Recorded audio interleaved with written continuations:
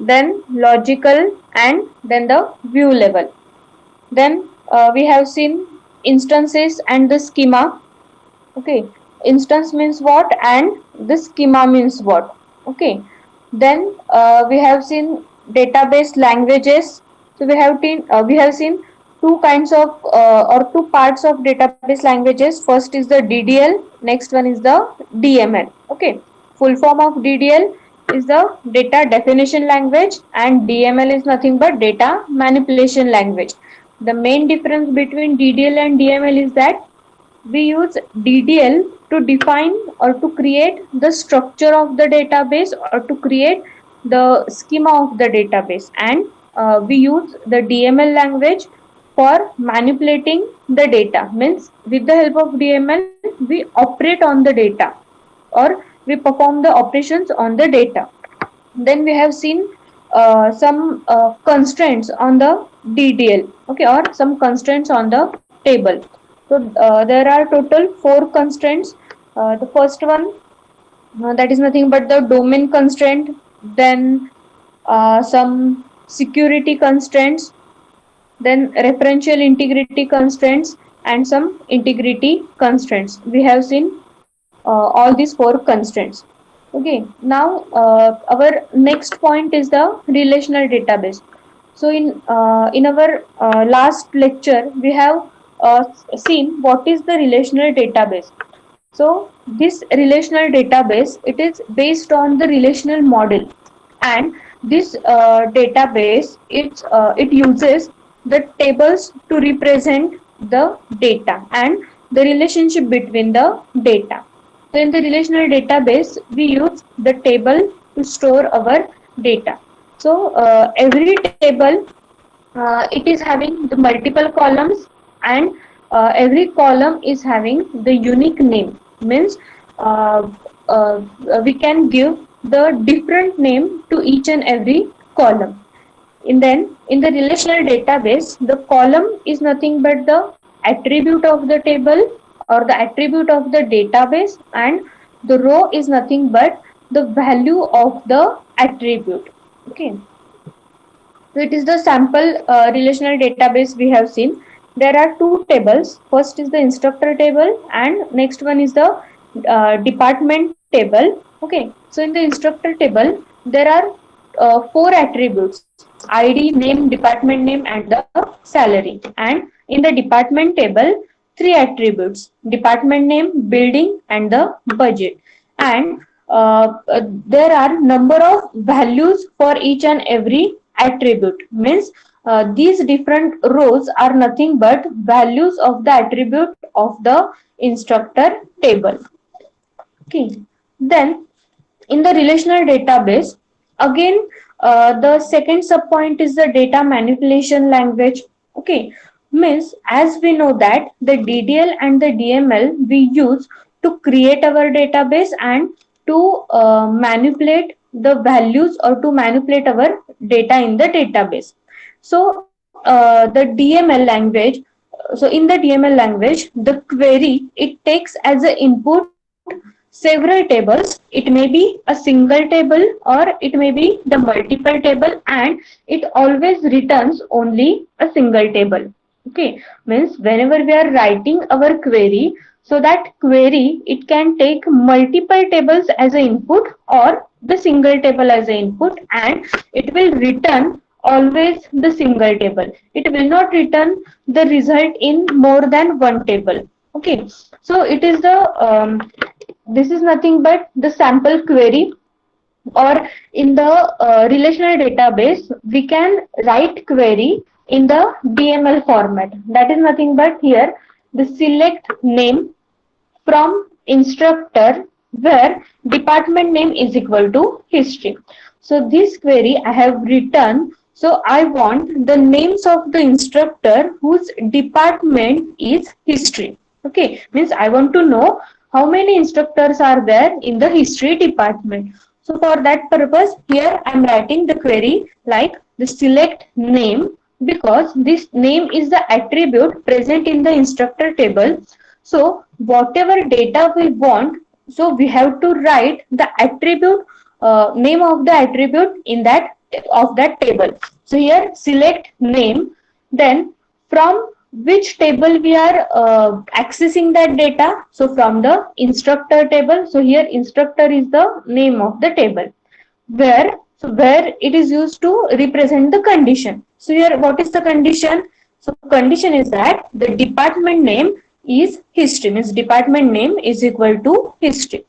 So this query will return me the table that contains the names of the instructor whose department is the history. So the result of executing this query, it is nothing but the table with the single column name and the set of rows, each of which contains the name of an instructor whose department name is the history. Okay, so like this way we can write the DML queries on the table. Now next one is the DDL, that is data definition language.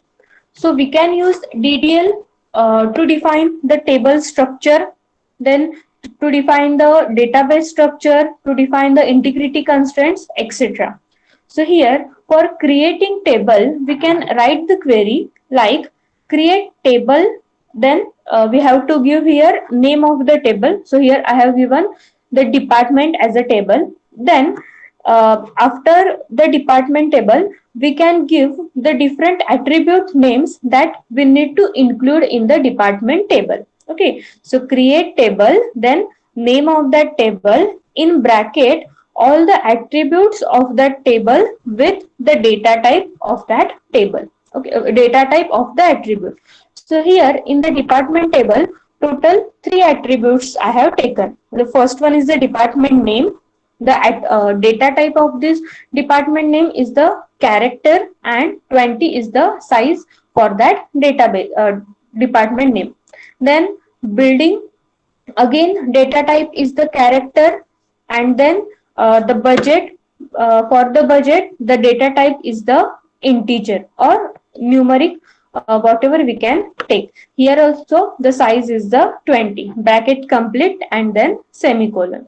So like this way we can apply the DDL commands into our database. Okay, so the DDL, it is specially used to create the tables, to create the database, to create some integrity constraints. Okay, and the DML, it is used to manipulate the data, means the DML, it is used to retrieve any data, that is nothing but the select, then the DML, it is used to insert the new data, then DML, it is used to delete the data and modify or update some existing data.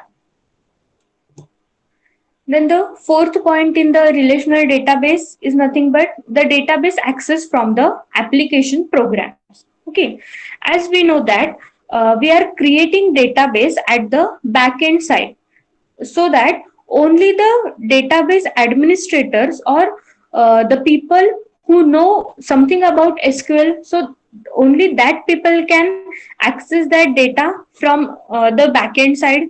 But if I want to use that database, or as a third person, if that person wants to use the database, then he can use or he can access the database with the help of different application programs. Okay, as we know that the SQL, it is not the powerful language, because many of the calculations or the computations, they are not possible using SQL, but they are possible using the different programming languages. Then the SQL does not support different operations like taking the input from the user, then display some output to the user, or the communication through network. So these kinds of operations is not performed by the SQL. So to perform these operations, means taking input, displaying output, or communication through the network, so we can use the different programming languages like our C, C++, Java, .NET, etc. So we can use these kinds of programming languages, and in these programming languages the SQL queries are inserted, or we can say the SQL queries are embedded that access the data in the database. Means we can use the database with our programming languages by using embedded SQL queries in our programming languages. If we have done this, then we can access the data while using the different application programs. Then the application programs are nothing but the programs that are used to interact with the database. Okay, so there are multiple application programs. So we can write application program with the help of C, with the help of C++, or with the help of Java. Consider here the example of the banking system.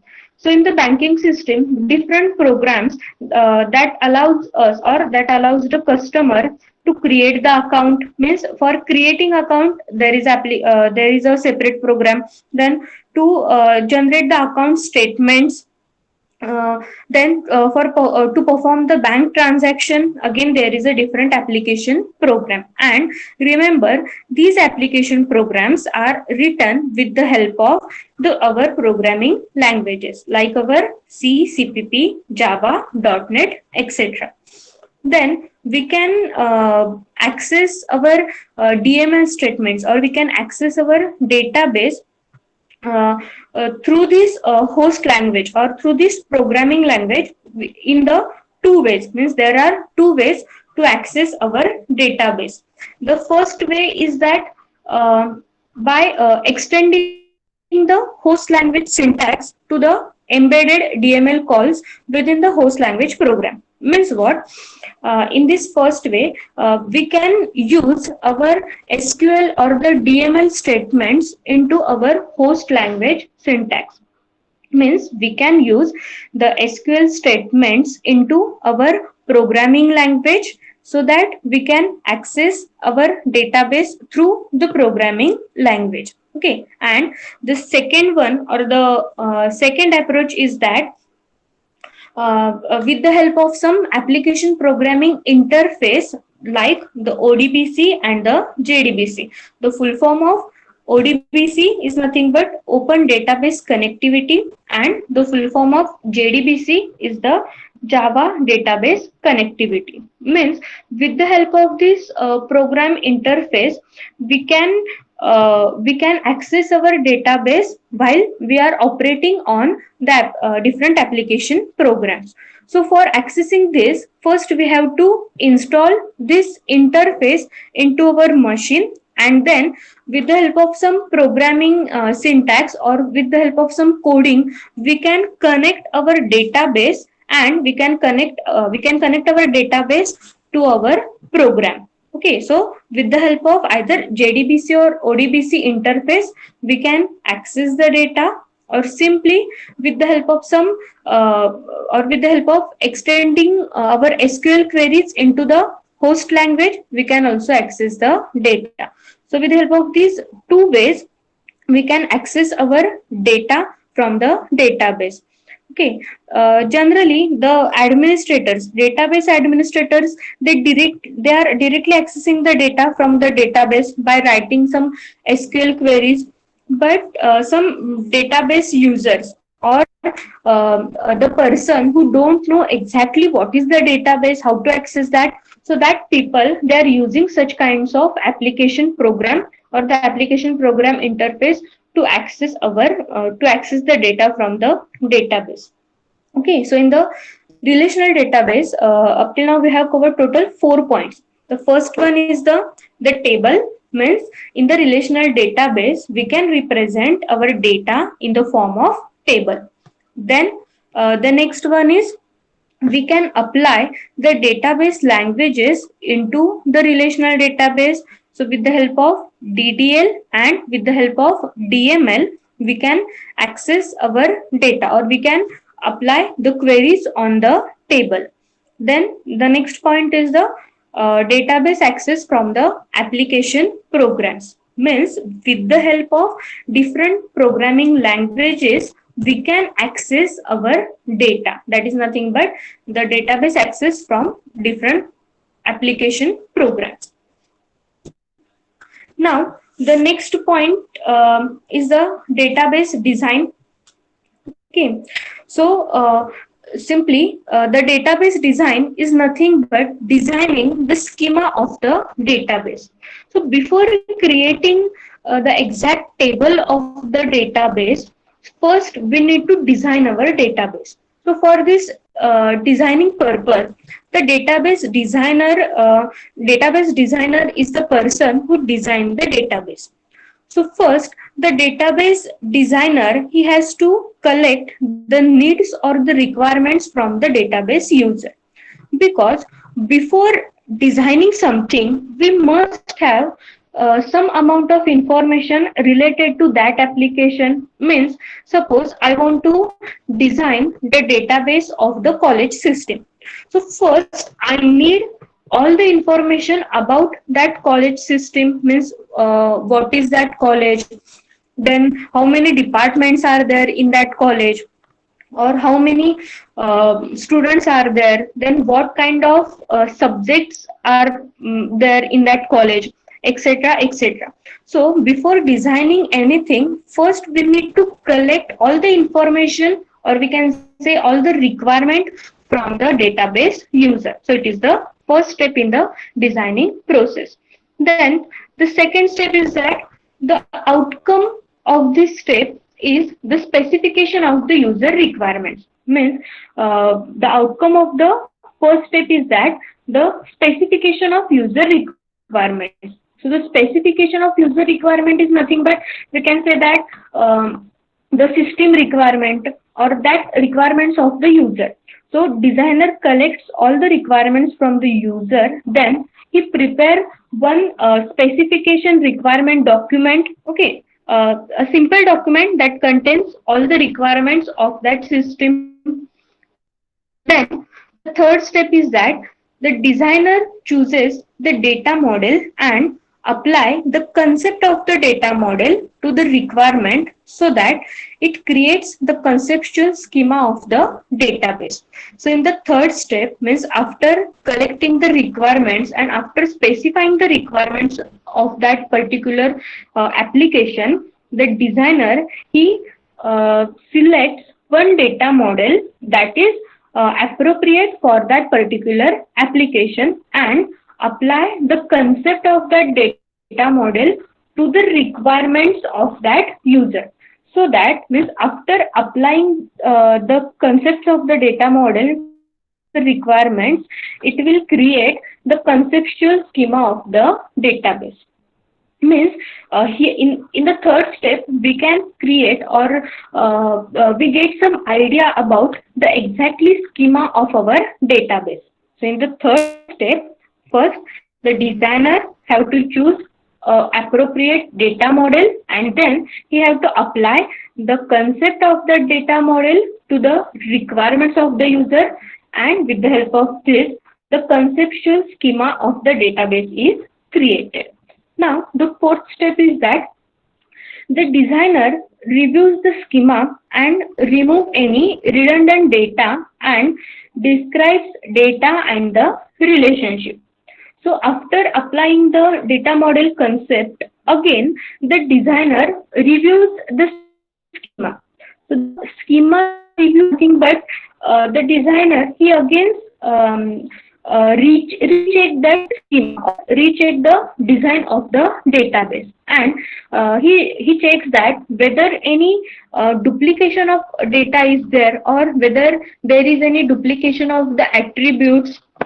So if such kinds of duplication of data is there, then he removes such redundant data from the database, and it also describes the data and the relationship between the data. So in the fourth step is related to the designer. He removes the duplication of data, and he also describes what is exactly data and the relationship between the data.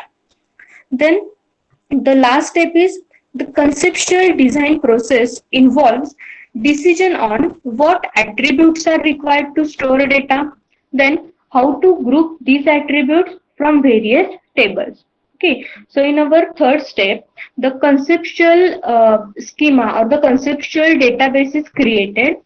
So in that schema or in that design of the database, the exact process is nothing but in that step, that designer he decides exactly what attributes he required to store the data. Then how to group these attributes from the various tables. Means whenever we are designing any kind of database, we need multiple tables. Okay, means we can take multiple tables. So whenever we are grouping any kinds of attributes, so we require the attributes from the multiple tables. So these kinds of decisions are taken at the conceptual design phase. Okay, so after this fifth step, our exactly schema or design of our database is ready. Okay, so there are total 5 steps of the design process. The first one is that the database designer. Okay, database designer, first he collect the needs or the requirements from the database user. So for this purpose, the database designer he needs to interact with the domain experts or needs to interact with the user. Then the outcome of this phase is the specification of the user requirement. Means the exact requirements of the user is ready, or that particular document is ready. Then the third step is the designer he selects the appropriate data model and he apply the concept of the data model to the requirements, and it will create the conceptual schema of the database.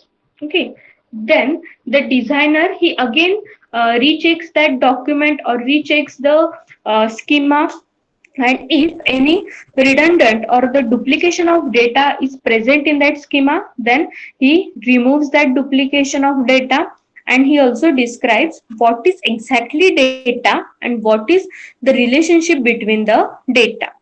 Then next or the last process is at the conceptual design level or the conceptual design process. It involves the decisions like what attributes are required or how many attributes are required to store the data, and how to group the different attributes from various tables. So by applying these steps, we can create the design of our database. Then in the design process, there are two kinds of design phases. The first one is the logical design and the second one is the physical design. Okay, so the logical design is nothing but the designer maps the conceptual schema onto the implementation data model of the database system that will be used. Okay, so this logical design, it is related with logical level of our abstraction. Okay, logical design, this phase is related with the logical level of the abstraction. So in the logical design phase, the designer he maps the conceptual schema onto the different data model. Okay, then the next one is the physical design phase. So in the physical design phase, the physical features of the database are specified. So here the physical design phase is related with the physical level of the abstraction. So in the physical design, the physical features of the database, they are specified. So these features are nothing but the form of file organization and the internal storage structure of the data. Okay, so remember only one thing: the physical design it is related with the physical level of the abstraction, and the logical design it is related with the logical level of the abstraction. Okay, and in the logical level, we decide what is what data to store in the system. Means what is the data, then what are the different attributes of that data, what is the data type of that data. Okay, so that we will store in the logical level. So here in the logical design, the same thing is there. To create or to implement the exactly attributes or the data type, first we need some data model concepts, and these concepts are applied onto our database. Okay, so these two are the design phases, logical and the physical design phase. Okay, now the next one is the one example for the database design. Okay, so this database design, it is an example of the university organization. Okay, means it will give you some idea that how to design the database.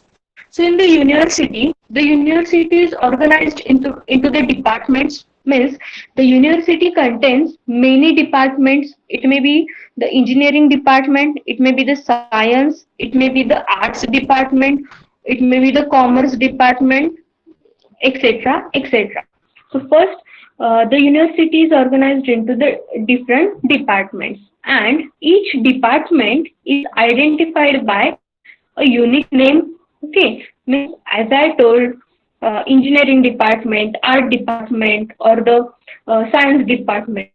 So this is nothing but the unique name for each department. So we can give the department name attribute for this name of the department.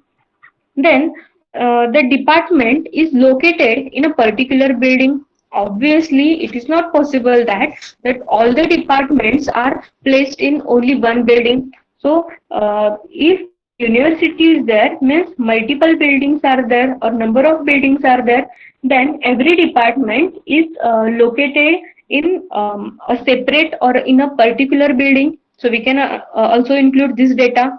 So we can represent it with the help of that building attribute, and the every department has some budget.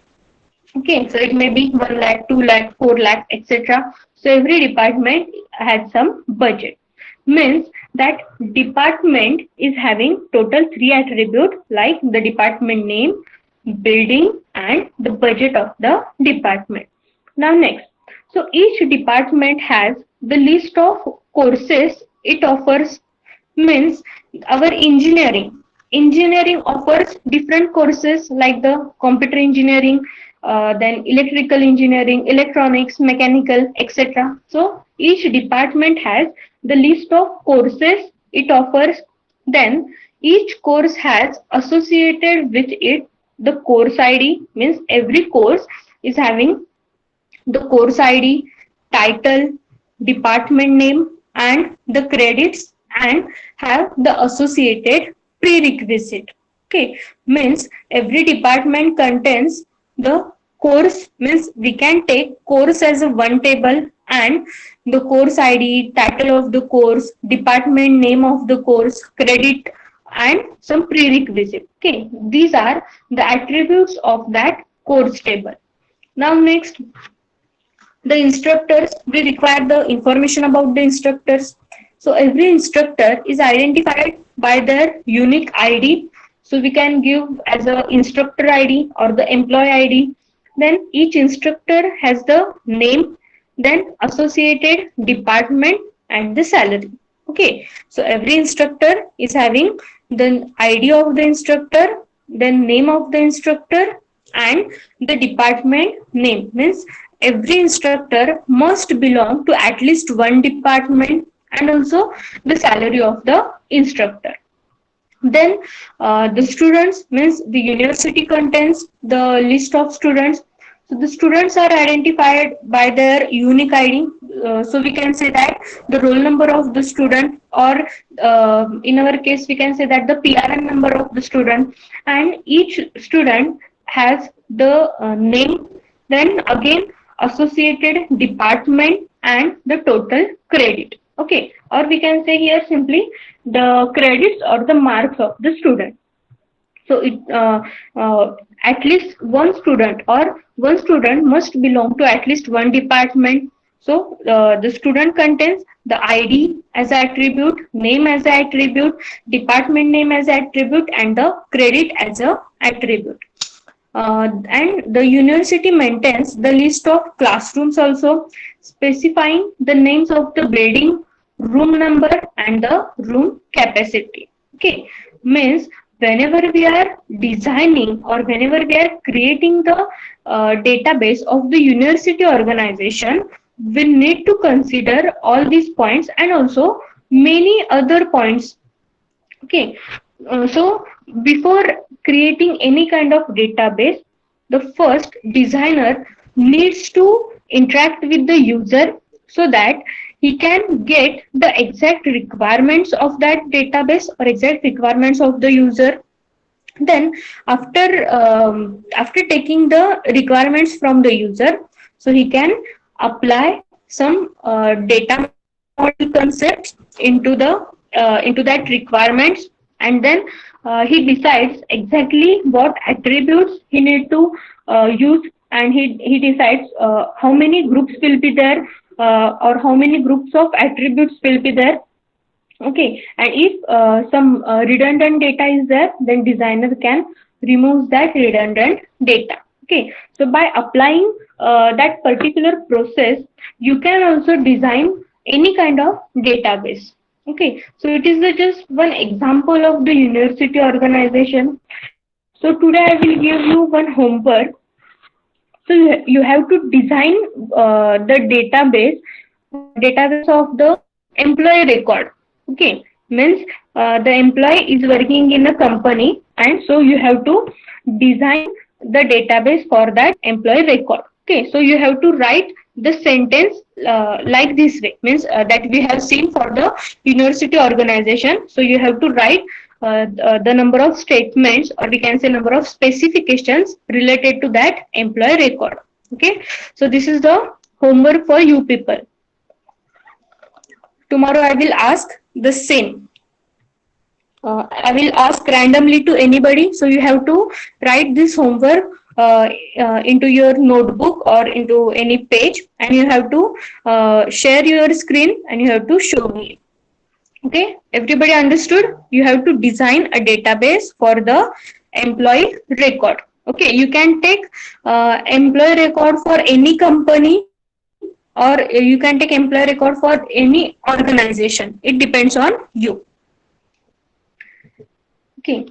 Then in the database design, after finalizing the process or after creation of that schema of the database, the next point is the design approaches. Means we can design our database with the help of two approaches. The first one is the entity relationship model, and the next one is the normalization of the data. So the first approach is the entity relationship model.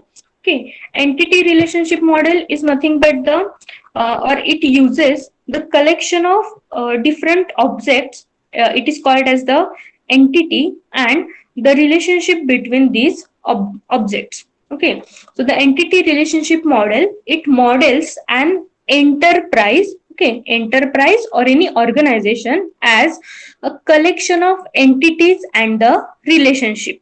Okay, so we are using ER model to design the database. So this model, it consider the enterprise or any organization or any company as a collection of entities and the relationship between the entities. Okay, so we have seen that university example. So in the university example, the department is the one entity. Okay, entity is nothing but any object in the real world. So the department is the one entity. The instructor is another entity, student is another entity, course is another entity. And the ER model, it also represents the relationship between the entities. Then the ER model, it is represented diagrammatically by the entity relationship diagram. Means we can use the ER diagrams or the entity relationship diagrams to represent the design of the database in the form of ER model. Okay, so it is the first approach. The first approach is that entity relationship model. Means we have to draw one kind of diagrams. Okay, that diagrams contains different entities, means the object in the real world and the relationship between the entities. Okay, so as we have taken one example, the instructor and the student. Means what? The instructor is teaches to the student. Okay, so that teaches is nothing but the relationship between the instructor and the student. So we can represent this concept with the help of ER model. Now the second approach is the normalization. Okay, normalization is nothing but formalizing what designs are bad and test for them. Okay, means in the normalization of the database, we can find what is good design and what is bad design. The bad design means what? The design that contains many redundant data or that contain many inconsistency. So that this is nothing but the bad design. Okay, and we have to test each and every attribute, or we have to check every data present in the database whether it is good or bad. If some duplication is there or if some inconsistencies are there, then we have to remove that inconsistencies or the duplication of data, so that that particular design becomes the good design. Okay, so it is the uh, or means we can achieve this with the help of the normalization. Normalization allows to store information without any redundancy. Means we can store data into the database without any redundancy. If we apply some normalization concepts onto our data, so we can create the good design. So there are two to three normal forms of the database, so that we will see in our fourth chapter. We have the normalization as a separate chapter. Okay, so just simply think that the normalization is nothing but converting bad design into the good design. So the bad design means the design that contains redundant data, then the design that contains many inconsistencies. So we have to remove that inconsistencies and we have to remove the redundant data, so that it will become the good design. Okay, so these are exactly two approaches of the design of the database. Okay, now the next point is the data storage and the query. Okay, so in our previous point, that is in the database design, we have seen what is the database design, then what is the process to follow the database design. Then we have seen one example of the database design and two approaches of the database design. Now the data storage and the query. The functional component of the database system, it can be divided into the two components or two parts. The first one is the storage manager and next one is the query processor.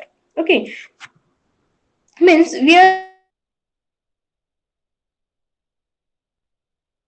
database, or our data is stored in the system. Means where exactly that data is stored, or we are giving one query, or we are giving some sequence of statements to our system, and by giving such statements, how the data from the database is displayed to us. Okay, so the data storage and querying, it is for this purpose. Means we can store our data into the database. Okay, so where exactly that data is stored, then what are the different components to access that data, that we will see in this point, that is in the data storage and the query. Okay, so the in the data storage and querying, the first component is the storage manager. Okay, storage manager, it is important because the databases that require the large amount of storage space to store the data, and due to the limited size of the memory, we cannot store such large amount of data into the memory. Okay, so means, as we know, every data in our computer system, it is stored in the main memory. Okay, but the size of the main memory, it is not that much that it will store the large amount of data. So we store our data into the disk. Then the data, it is moved from disk to the main memory, or the data is moved between the disk and the main memory as required. Means, whenever we want to perform some operation, then at that time only the data is taken from the disk, and or the data is retrieved from the disk, and it is stored into the main memory. So every operation, whatever we can perform, so that operation is performed in the main memory.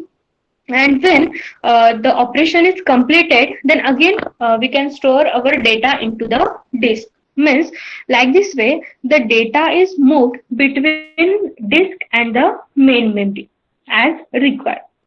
Okay, so the storage manager is required for this purpose. Means, whenever we are moving, or whenever the data is moved from disk to the main memory, the speed of that data transfer is very low.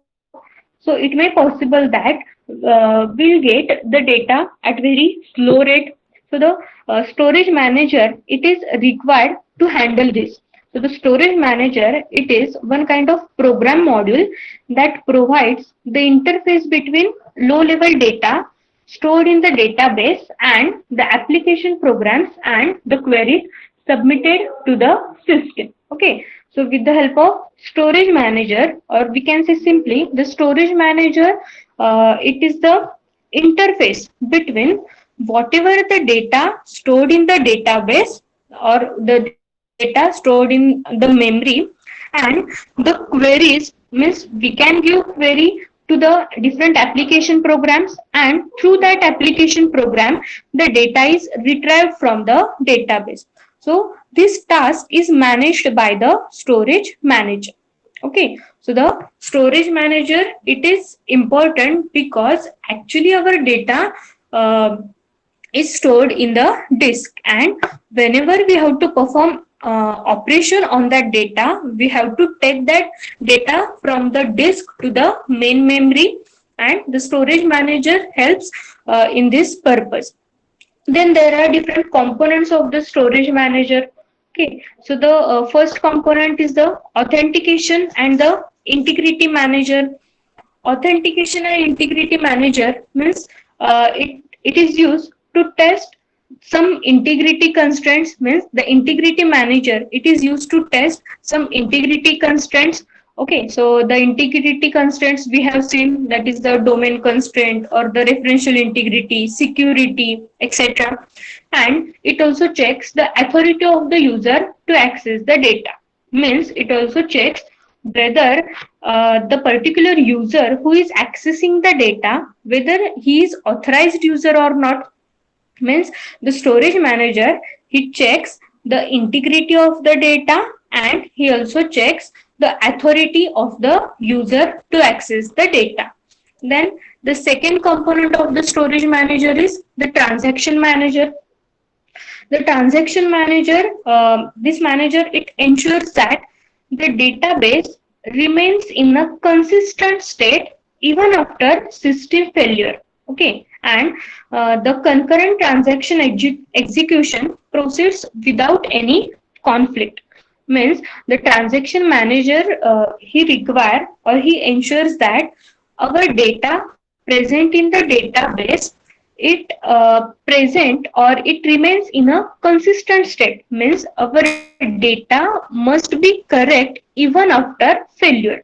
Means, even though the system get fails, means, suppose one operation is going on, or one transaction is going on, and in between the execution of the transaction, suppose the system get fails, or any operating system crash, then also the data should be correct, or the data should be remains in a consistent state. So the transaction manager ensures this activity.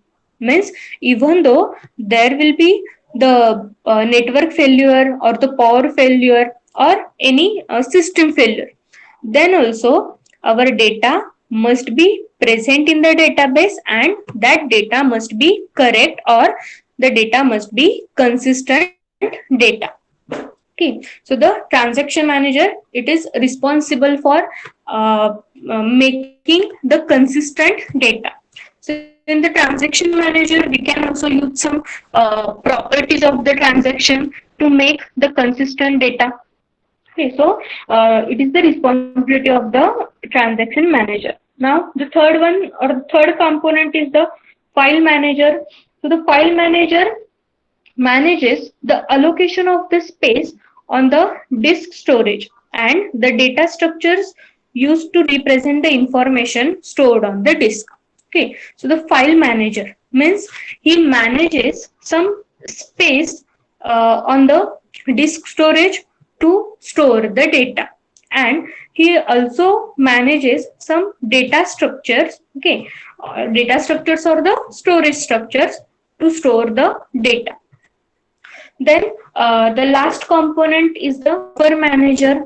So the buffer manager is responsible for fetching or taking data from disk storage into the main memory. Okay, means we know that whenever we want to perform any kind of operation, any kind of operation, the data must be present in the main memory. So the buffer manager is taking that data from the disk storage to the main memory. Means it the buffer manager is fetching data from the disk storage into the main memory, and the buffer manager also decides what data to store in the main memory.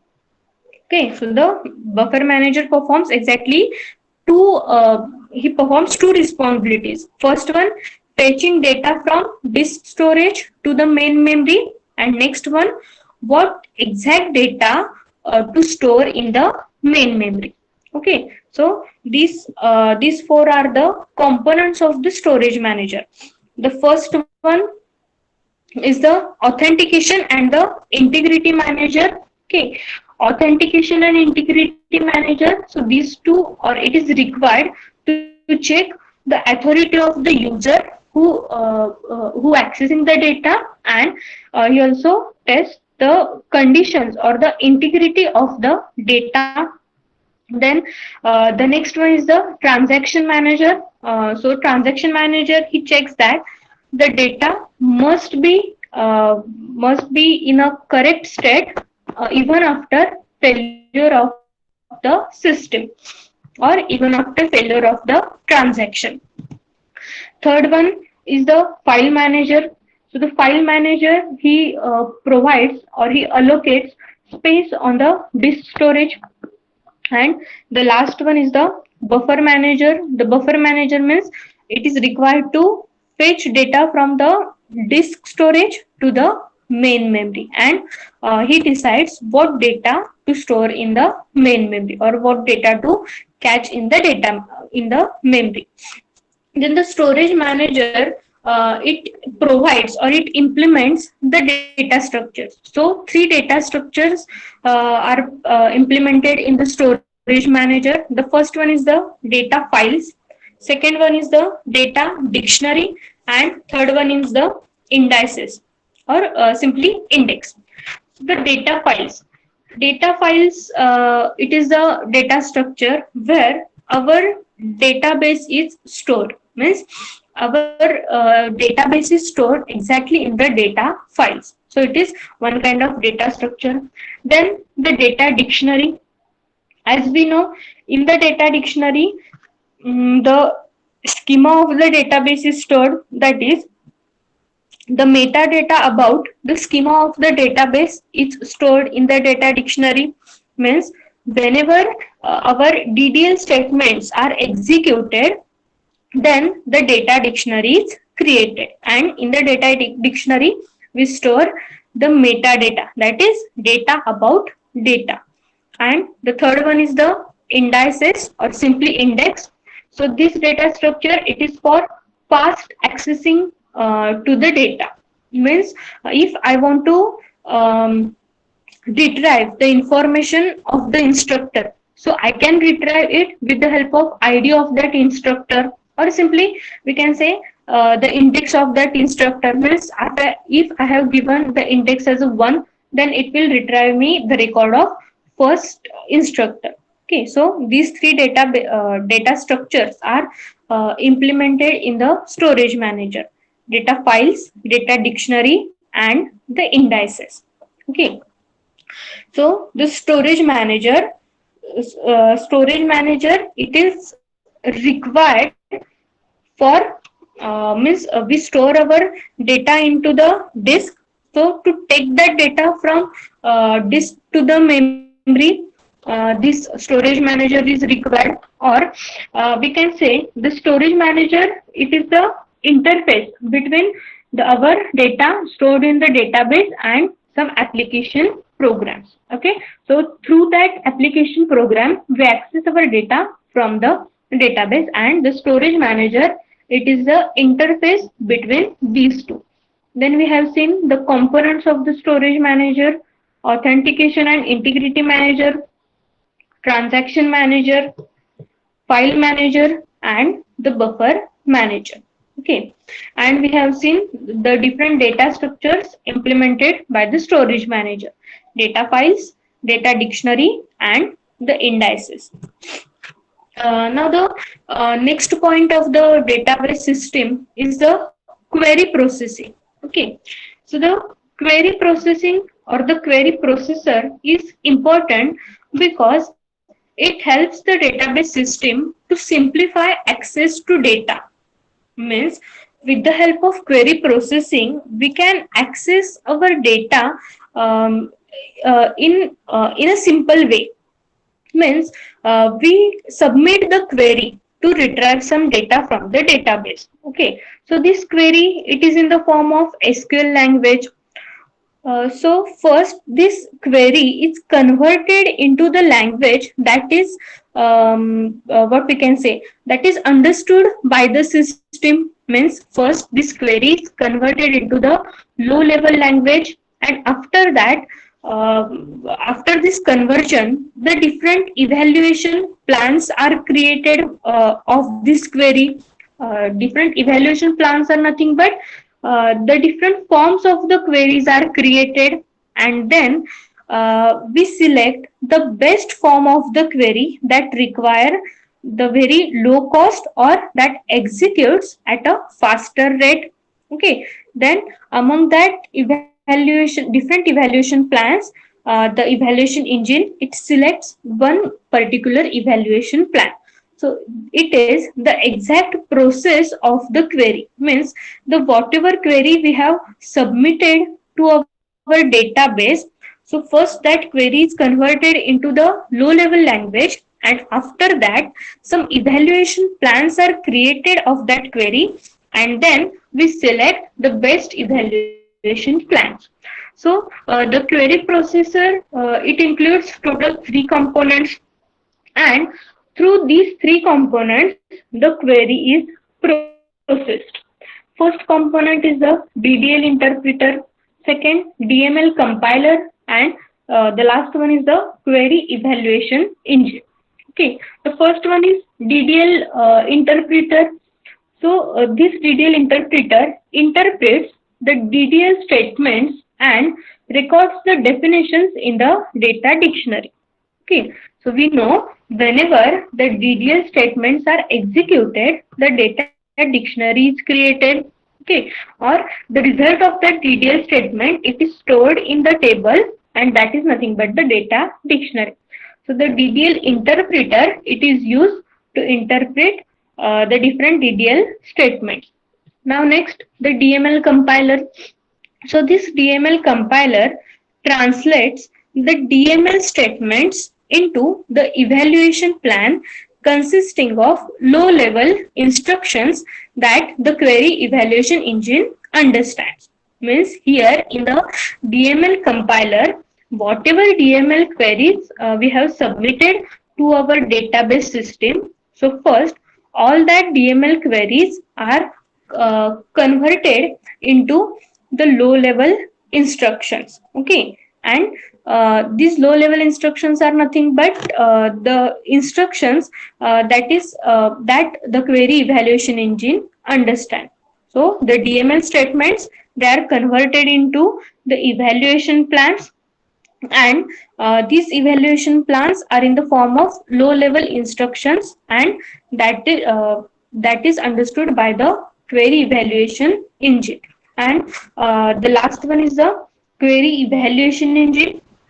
So this query evaluation engine executes the low-level instructions generated by the DML compiler. Means whatever instructions we have converted into the low-level instructions. So these low-level instructions are executed by the DML compiler, so that we'll get the final result of the query. Okay, so it is nothing but the query processing. Means like this way the query is processed through the system. Okay, so the storage manager and the query processor, these two are the components of the database system. Means these two components are important, first for the storing data, and next one for processing and for accessing that data. Okay, now our next point is the database users and the administrators. Okay, as we know, the database is used by many of the users, or we can say the database is used by many people. So there are different users of the database who uses the data. So that is nothing but the user of the database. So the exactly user means what? The people who work with the database. We can say that he is the user of the database. So the database users, it is divided into two categories. The first one is simply database user, and next one is the database administrator. Okay, so these two are the people who work with the database. It is called as the users and the database administrators. So there are total four types of database users. The first one is the Navy user, second application programmers, third one sophisticated users, and the last one is the database administrator. Okay, so the Navy users are nothing but they are very unsophisticated users, okay, who interact with the system by involving one of the permanent application program that have been written previously. Navy users are the users, they are very unsophisticated users. Means they don't know anything about the programming language, they don't know anything about the database languages, but they are using the database. So that kind of users are nothing but the Navy user, means unsophisticated users. So they interact with the database or with the system just by using the previously written application programs. Okay, so the Navy users are nothing but any kinds of agents, or we can say the web users are the Navy users. Means what? Suppose any online ticket reservation website is there. Okay, so anybody can use that website. So he just have to enter the simple details, that name, then the number of passengers, name of the passengers, and date, time, etc. So means he simply enter this data. Means what? After entering this data, that data is stored in the database. Means what? We can say that particular user is the Navy user. So he interact with the system by previously written application programs. Means to enter the passenger names into the database, there may be one application program which is written with the help of Java. So that application program is written by somebody, but that particular user is using that program or using that application. Means we can say that the Navy users are the unsophisticated users, means who interact with the database by previously written previously written programs. Okay, then the next user is the application programmers.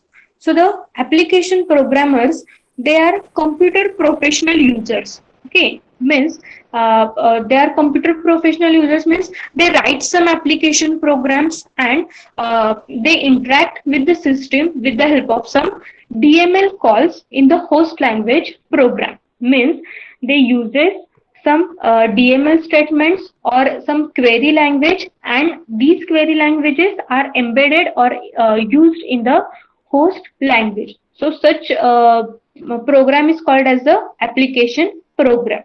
So the application programmers, we can say that they are the computer professionals, and they interact with the system by writing some application programs and also using the DML statements into the host language, that is in the application programs. So the application programmers, they write some application programs and then they interact with the system.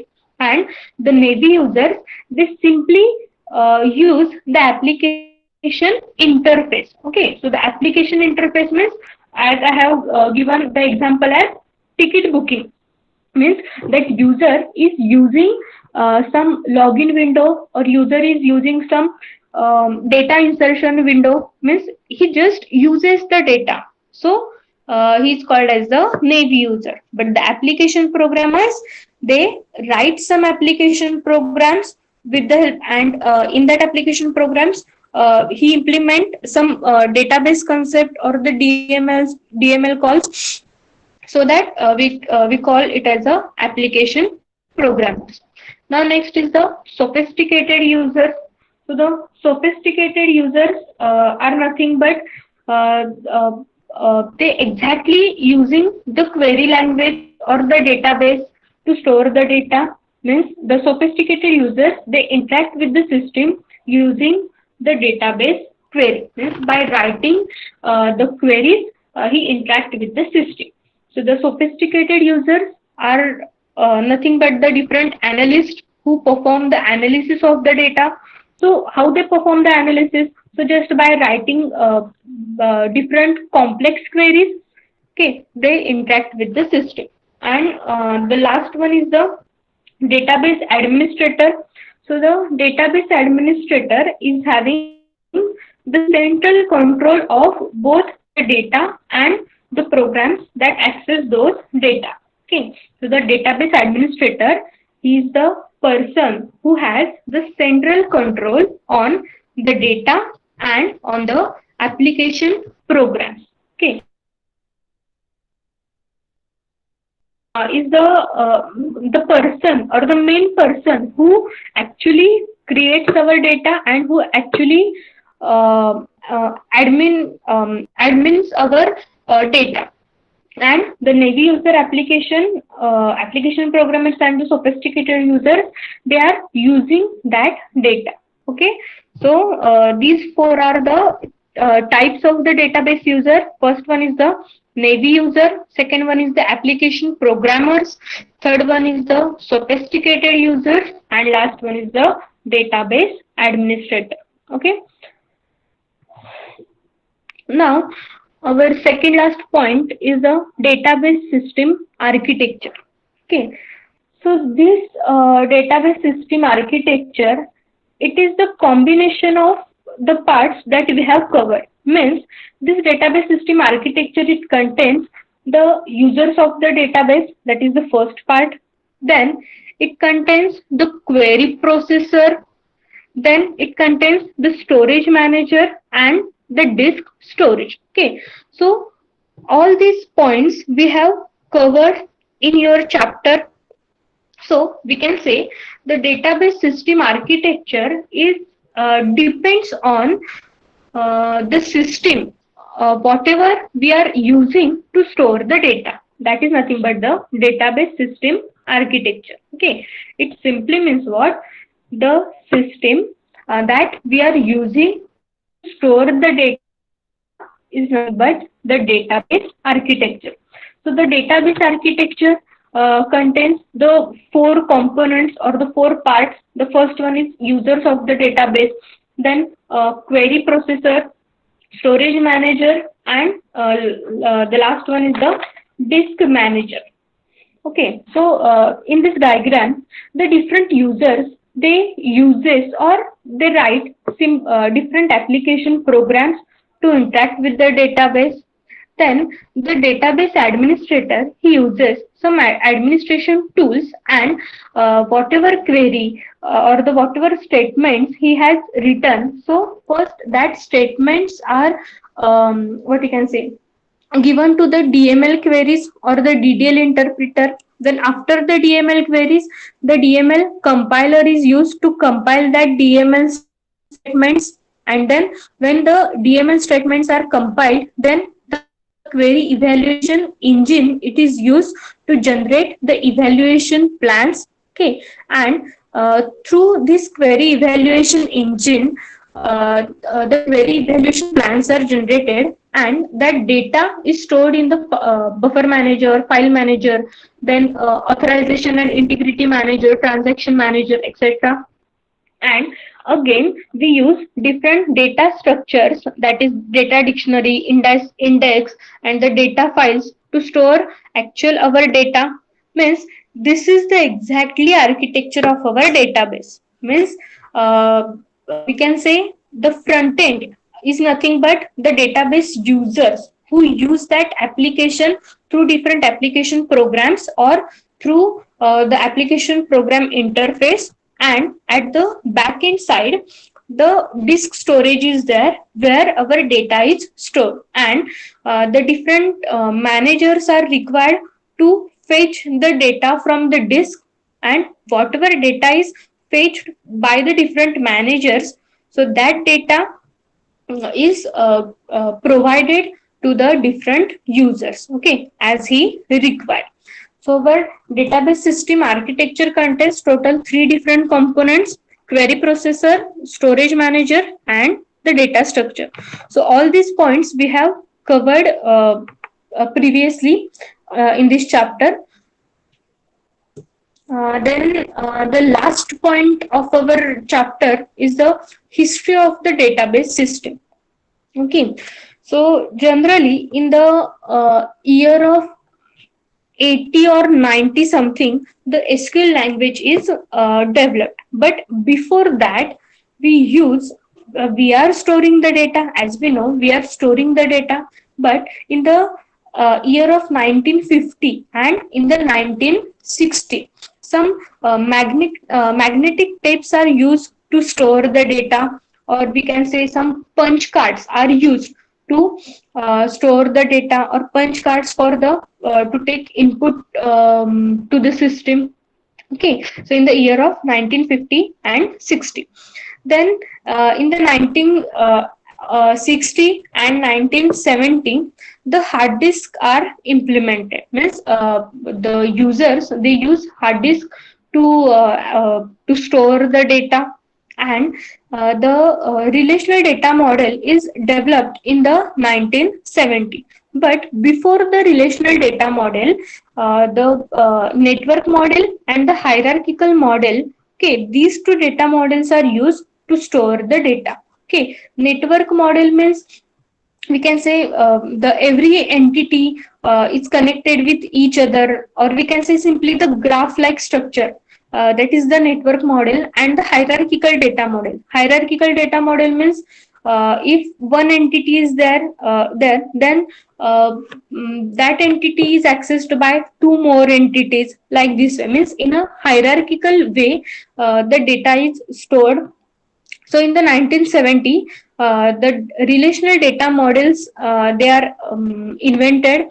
Then in the 1980, In the 1980, the SQL language it becomes the industrial standard. Means in the 1920, the SQL it is invented and it is used by many of the industries to store the data or to write the queries and to store the data.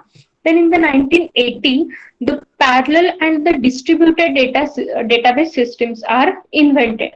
Okay, so the parallel database system is we store and we retrieve data parallelly on multiple disks. Okay, as we know, the data is stored on the disk. So at the same time, I am accessing the data from more than one disk. That is nothing but the parallel system or the parallel database. And the distributed database. So the distributed database means the data is stored on multiple systems by dividing that data, or the same data is present on multiple systems. So the parallel and the distributed database systems they are invented in the 1980, and also the object oriented database systems are also invented.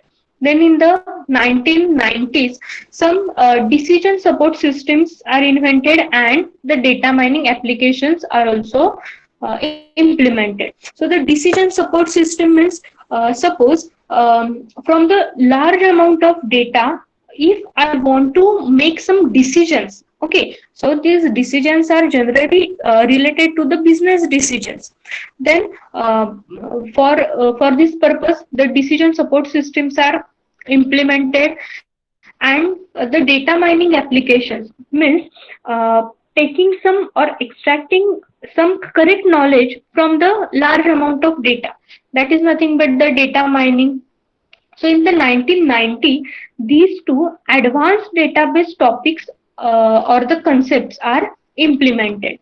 Then in the 2000 means early 2000s, the XML language and the XQuery standards are invented, and in the at the end of the 2000 year, the different data storage systems are implemented, like the big table, big data, then Yahoo, etc. Okay, so the this journey of the database is started from the 1950, where we simply used the magnetic tapes to store the data. Okay, maybe this concept is in OS operating system. Okay, so different kinds of OS. So this concept may be present in your OS. So it will cover there. So in the 1915 and 1960, the magnetic tapes are invented. Then in the 60 and 70, the relational data model is used. Then in the 80s, the SQL language is used, and it is used by different industry. And in the 1990, some advanced database applications are developed, like the decision support system and the data mining applications. And in the 2000, some advanced topic like the XML is used to store the data, and different advanced topics like the big data, Hadoop, etc. They are invented in the year of 2000. Okay, so we have covered our first chapter. Now the last part is the content beyond syllabus.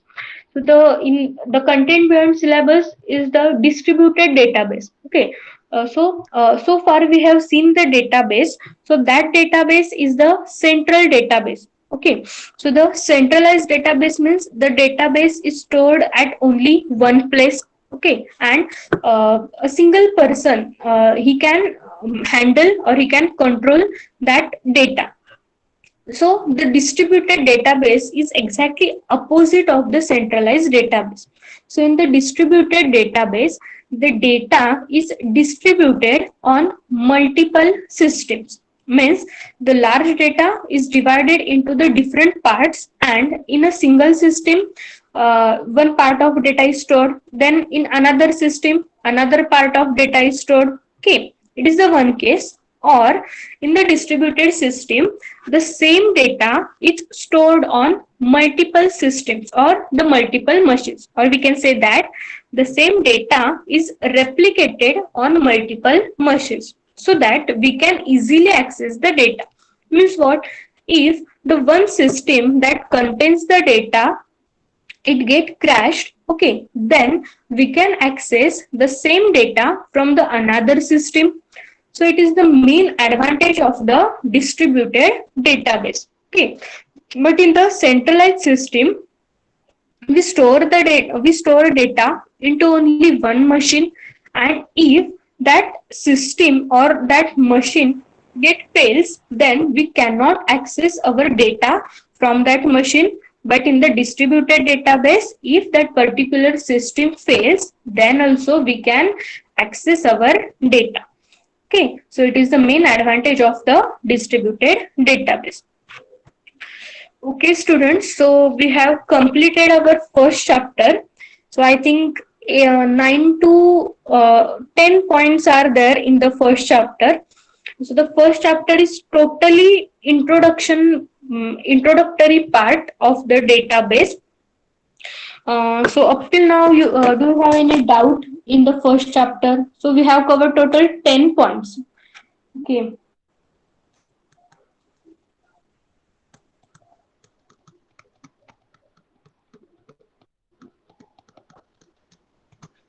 Okay, we have covered the definition of database.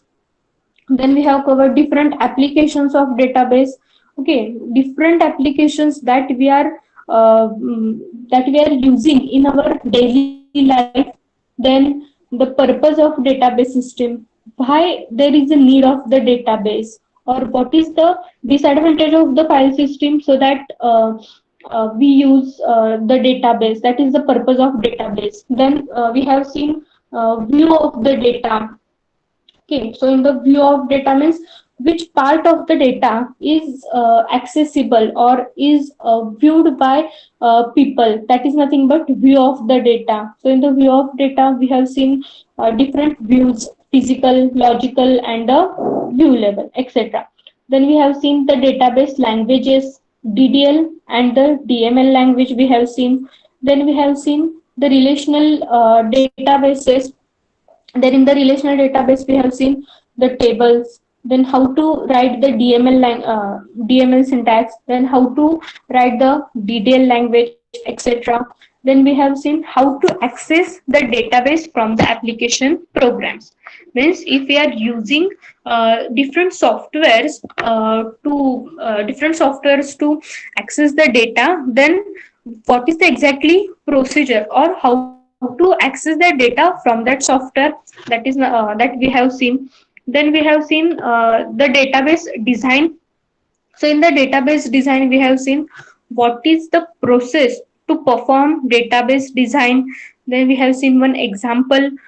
We have seen different design approaches to design the data.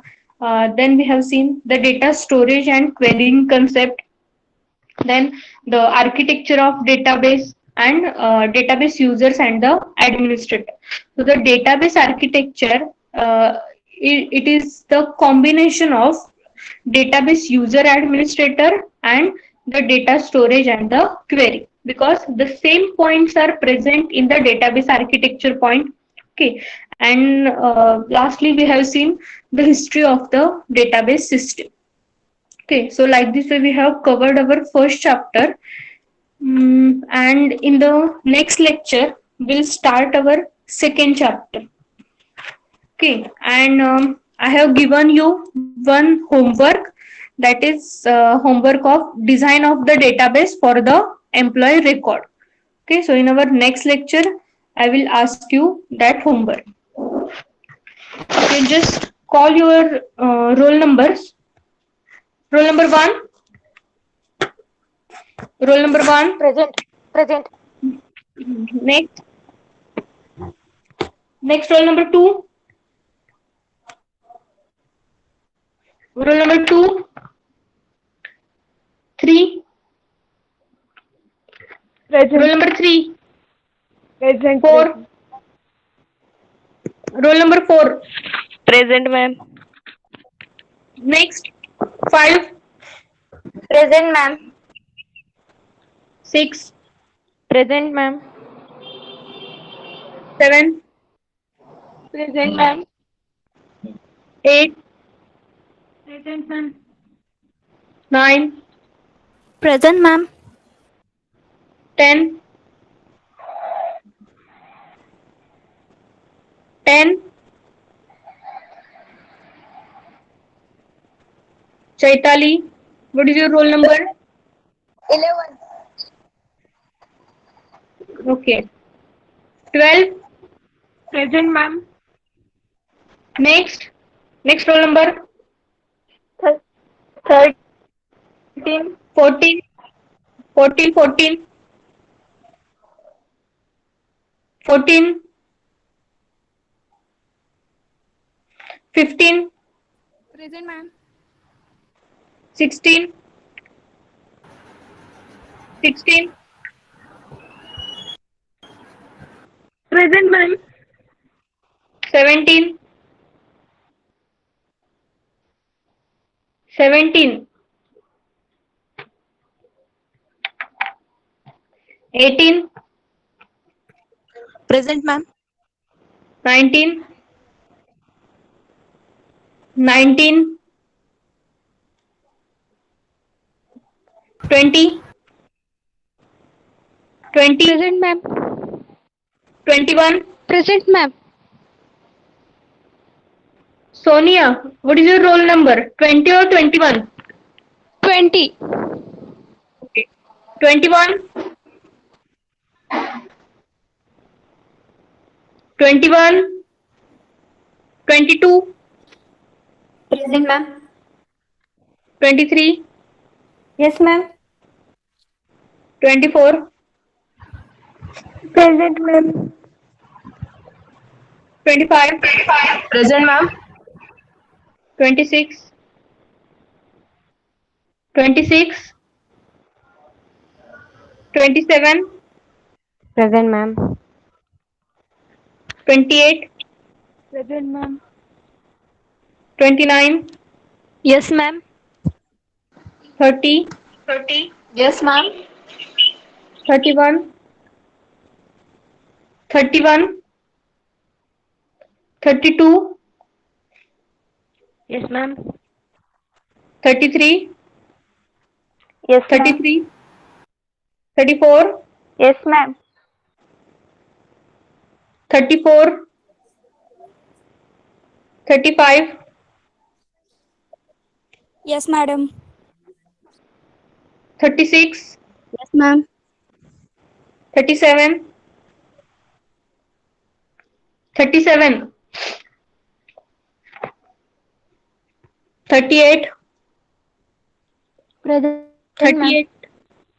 39. Present, ma'am. 40. Present, ma'am. 41. Present, ma'am. 42. Present, ma'am. 43. Present, ma'am. 44. Present, ma'am. 45. Present, ma'am. 46.